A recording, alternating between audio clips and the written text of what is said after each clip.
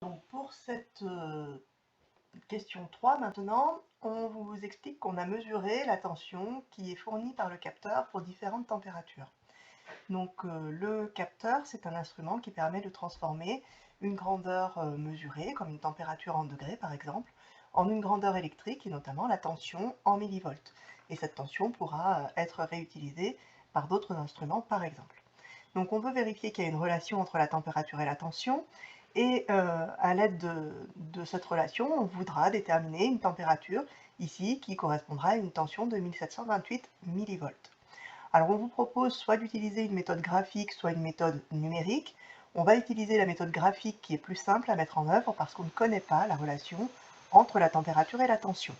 Donc on choisit de représenter une courbe qui représente la tension en fonction de la température, donc la tension en ordonnée et la température en abscisse, donc en rentrant les valeurs de ce tableau dans un logiciel comme GeoGebra ou à la calculatrice ou dans un tableur, et on va voir si on obtient une relation relativement simple.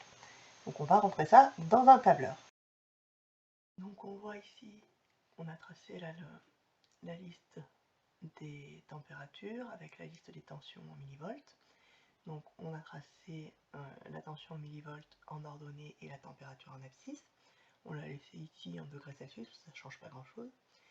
Et on s'aperçoit que les points forment quasiment une droite. Alors évidemment, c'est pas très droit, hein, comme souvent quand on a des véritables points, mais on peut modéliser l'ensemble par une droite. Donc on va utiliser du coup ce graphique pour retrouver le point qui nous est demandé.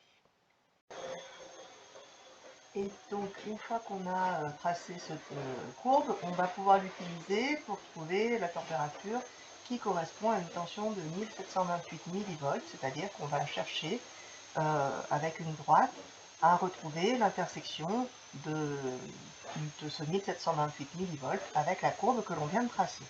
Donc on va aller voir ça directement sur le graphique.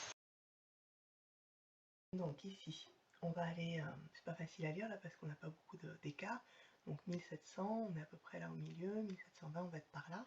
Donc pour que ce soit plus facile, on va aller saisir donc y égale 1728, voilà, comme ça la droite s'affiche, et on va aller lire tout simplement le point d'intersection ici, hop, et donc on vous donne l'intersection, sur GeoGebra, donc c'est facile, l'intersection est à 37,9 degrés Celsius, donc on peut arrondir à 38 degrés Celsius. Donc pour 1728 millivolts, on est à 38 degrés Celsius. On va pouvoir noter ça dans le corrigé.